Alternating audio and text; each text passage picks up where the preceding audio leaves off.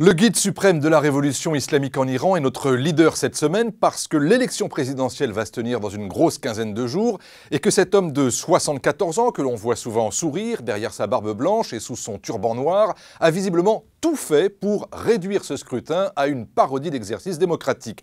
Nous avons vu ces derniers jours comment des candidats importants se sont fait disqualifier par le Conseil des gardiens de la Constitution, une assemblée condamnée à faire du zèle pour ne retenir que des candidatures susceptibles de convenir au guide suprême. La fille et le petit-fils de l'ancien guide suprême, l'ayatollah Khomeini, se sont même plaints publiquement de l'éviction de M. Rafsanjani de la course à la présidence. Peut-être que l'ayatollah Khamenei exercera une influence de dernière minute pour faire réintégrer tel ou tel candidat pour se redonner une image de clémence ou de tolérance, mais le mal est fait. Chacun voit bien que Khamenei veut faire le ménage et sortir d'une période où le double mandat d'Ahmadinejad a compliqué la marge de manœuvre du guide suprême.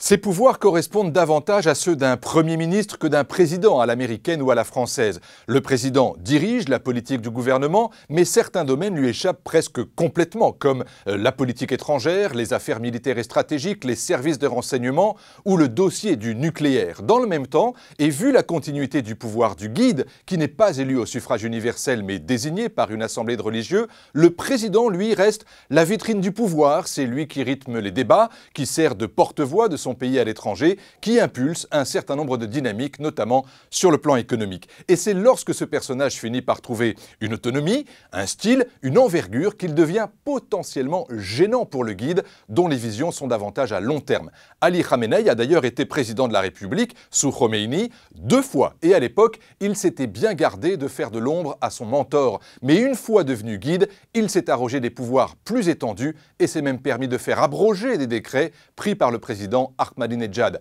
Khamenei est un dur et on ne le fait jamais assez remarquer.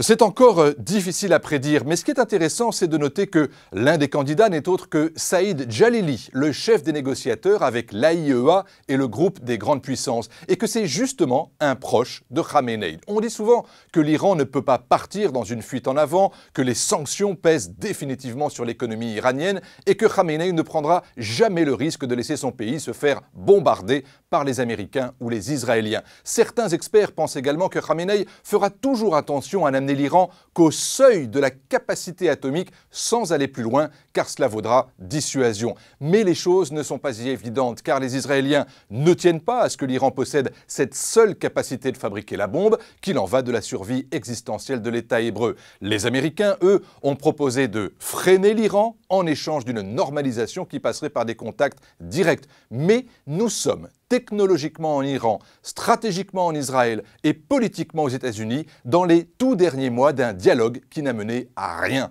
L'engagement considérable de l'Iran de Khamenei aux côtés de la Syrie de Bachar el-Assad n'y est pas étranger. Il s'agit bien pour l'Iran de rester une puissance qui compte face aux voisins sunnites du Golfe et surtout face à l'Occident.